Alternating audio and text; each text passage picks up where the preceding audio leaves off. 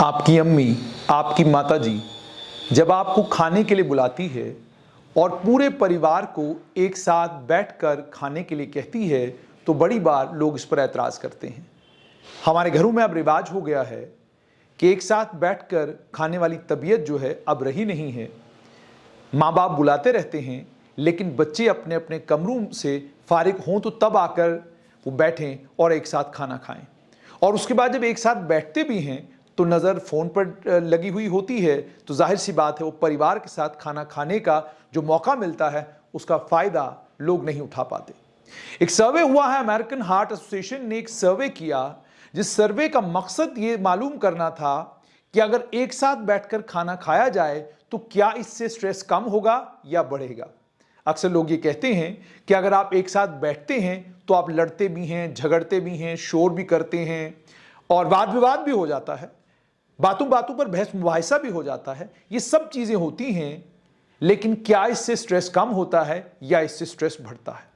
American heart association के एक सर्वे के मुताबिक अगर आप घर में एक साथ बैठकर पूरा परिवार खाना खाता है तो इससे आपका स्ट्रेस लेवल कम हो जाता है। जितनी देर आप परिवार के साथ रहते हैं और बातचीत करते हैं या खाना खाने के बाद आप आधा घंटा एक दूसरे के साथ जो बातचीत करते हैं वो आपके स्ट्रेस के लेवल को बहुत हद तक कम कर देता है। अमेरिकन हार्ट एसोसिएशन ने उस सर्वे में ये पाया कि जब लोग एक साथ बैठकर खाना खाते हैं तो उससे एक तो स्ट्रेस लेवल कम हो जाता है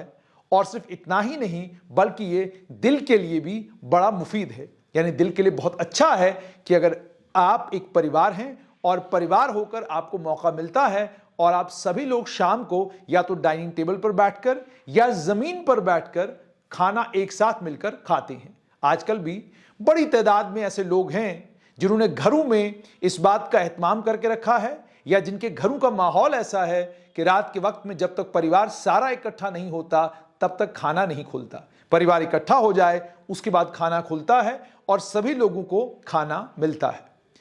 अब अमेरिकन हार्ट एसोसिएशन की रिसर्च अगर ये कह रही है कि एक साथ बैठकर खाना खाने से आपका स्ट्रेस लेवल कम होगा तो ये साफ तौर पर दर्शाता है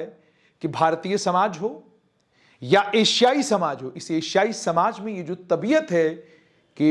रात का खाना पूरा परिवार एक साथ बैठकर खाता है, ये असल में बहुत सारी बीमारियों से आपको दूर रखता है। ये मैं नहीं, अमेरिकन हार्ट एसोसिएशन का सर्वे कहता है। इस सर्वे को आप अमेरिकन हार्ट एसोसिएशन की वेबसाइट के ऊपर भी पढ़ सकते हैं और जब आप पढ़ेंगे आप हैरान होंगे कि ये अनमोल तोहफा जो भारत में अलग अलग परिवारों को हमारी सभ्यता से मिला है, ये तोहफा जो हमें भारतीय होने के कारण मिला है, ये कितना कीमती तोहफा हमारे समाजों के पास है, हमारे समाज के पास खास तौर पर है। इसी तरह का कल्चर अरब में भी है, इसी तरह का कल्चर पूरे मिडिल ईस्ट में है कि परिवार एक साथ बैठता है और एक साथ बैठकर खाना खाता है। लेकिन जैसे मैंने आपको कहा कि भारतीय सभ्यता में आज से नहीं बल्कि करोड़ों सालों से ये चलता आया है। आज भी आप किसी भी धार्मिक ग्रंथ को उठाएं, आप किसी भी धर्म गुरु की बात करें, आप इतिहास को उठाकर पढ़ें तो आपको ये मालूम पड़ेगा कि कोई कहानी ऐसी नहीं है जिस कहानी में ये कहा गया हो कि जब रात को खाने का वक्त आया तो परिवार के लोग भिन्न भिन्न बैठकर खाना खा रहे थे, या खाने का समय आया तो दो लोगों ने पहले खा लिया, दो लोगों ने बाद में खा लिया, परिवार के बड़े सदस्य ने पहले खा लिया, परिवार में जो बाकी छोटे हैं उन्होंने बाद में खाया। ऐसा कहीं आपको सुनने को देखने को नहीं मिलेगा। ज़रूरत इस बात की है